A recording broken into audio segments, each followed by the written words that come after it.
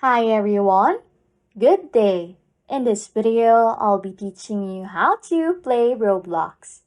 Okay, first things first, if you have an Android device, you need to open the Google Play Store. Once you are here, just type in Roblox and you'll be able to find the Roblox game on your Google Play Store or your App Store.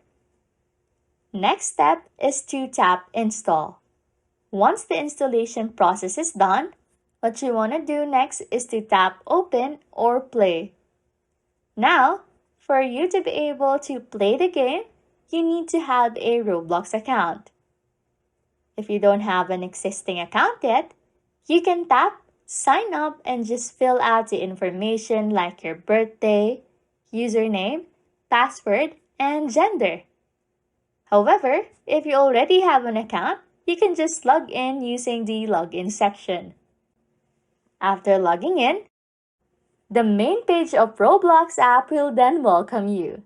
And from here, you can play different types of games from your Roblox account like these games. Just pick any game that you want to play, and that's it. Anyways, if you like content like this, don't forget to subscribe to this channel or comment down below any tutorials you want us to make, so we can help you. And that's it. You can now play Roblox. Thanks for watching and happy scrolling.